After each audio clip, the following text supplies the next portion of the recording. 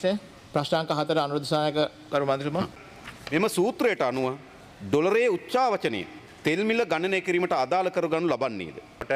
විශේෂයෙන්ම ඇමරිකාවේ සම්බාධක දැම්මහම ඉරාන්ට විරුද්ධව ඒ නැති වෙන තෙල් ප්‍රමාණය නිෂ්පාදනය කරන්න පුළුවන්ද කියලා ප්‍රශ්නයක් තියෙනවා. විශේෂයෙන්ම නොවැම්බර් මාසයේ ඉඳන් අප්‍රේල් මාස වෙනකොට තෙල් භාවිතාව වැඩි වෙනවා සීත කාලය නිසා.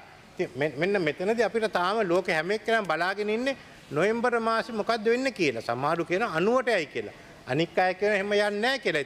කොහොමවත් අද තියෙන විශාලම ප්‍රශ්නේ එකක් තියෙන ලෝකේ මේ තෙල් මිල ගැන තෙල් භාවිතා වැඩි වෙලා තියෙනවා. ඉරානයේ සම්බාධක නිසා තෙල් මිල වෙනස් වෙන්න පුළුවන්. විශේෂයෙන්ම යුරෝපීය සමාගම් ඉරානයෙන් තෙල් ගන්න අකමැති වෙලා තිබෙනවා. ආට නිශ්චිතව කියන්න බෑ තාම මොකද්ද වෙන්නේ කියලා. හැම එක්කෙනාම නොවැම්බර් මාසේ සම්බාධක වලින් පස්සේ මොකද්ද සිදු වෙන්නේ කියලා බලාගෙන ඉන්නේ. මේ සීත කාලේ පටන් ගන්න කවද්ද? සීත කාලේට ඩීසල් මිල වැඩි වෙනවද? ඉරානයේ සම්බාධක මොනවද? ඒව අදාළ නැහැ මෙතෙන්ට.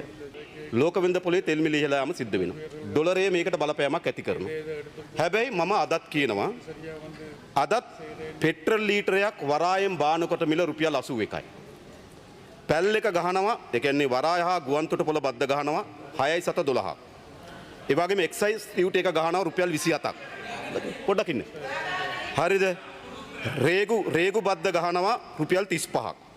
ඒ කියන්නේ රුපියල් 81ක් වෙන පෙට්‍රල් ලීටරයට ගරු නියෝජ්‍ය කතානායකතුමනි රුපියල් 68.72ක බද්දක් ගහනවා.